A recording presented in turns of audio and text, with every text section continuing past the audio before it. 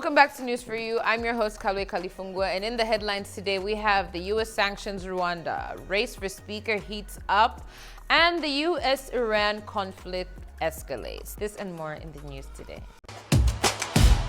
The United States has imposed sanctions on longtime defense partner Rwanda, accusing it of failing to uphold a Washington-brokered peace accord with the Democratic Republic of Congo. Rwanda condemned the move, calling it unfair.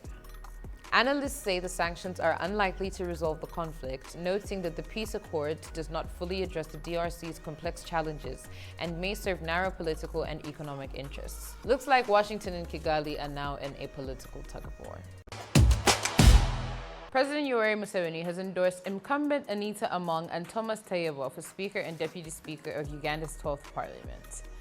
5 candidates are contesting the Speaker seat: Honorable Anita Among, Honorable Lydia Wanyoto, Persis Namuganza, Norbert Mao, and Alione Odria. The NRM Party caucus will formally adopt the president's picks. It's shaping up to be a very, very tight race.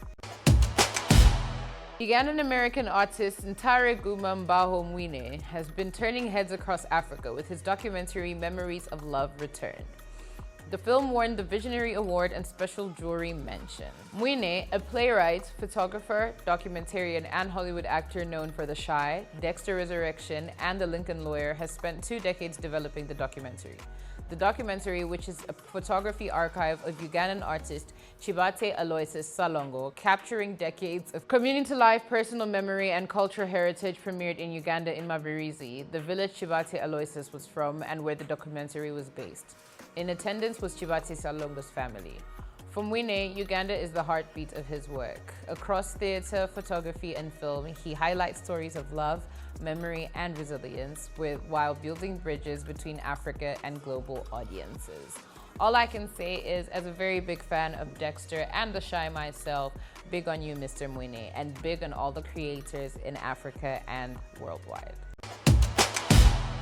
The Iran-US-Israel conflict is intensifying. A U.S. submarine sank the Iranian warship Iris Dina off Sri Lanka, killing dozens. NATO air defenses intercepted an Iranian missile headed for Turkey, marking the first direct threat to a NATO member. Israel has carried out multiple strikes on Tehran, claiming over 1,700 targets hit, while a fighter jet reportedly downed an Iranian aircraft. Inside Iran, political uncertainty grows following Supreme Leader Ali Khamenei's death and more than 1,000 casualties having been reported. Markets are reacting, with all prices rising and regional tensions threatening wider instability. In Washington, the Congress is debating limiting the president's war powers. So for those of you who don't even know what NATO means, NATO stands for the North Atlantic Treaty Organization, which was formed and started with around 12 countries in 1949. As of 2026, as it stands, NATO officially has 32 member countries, which range from Albania and Belgium as far as Turkey. So now, an Iranian missile hitting Turkey essentially means, under Article 5 of the NATO agreement, any members of the NATO agreement and any members of this treaty and this agreement have the right to defend the member countries. So as Turkey has been stricken by an Iranian missile. That's all we have for you today, guys. Remember, we are always on form to inform, bombarding you with no warning. See you tomorrow.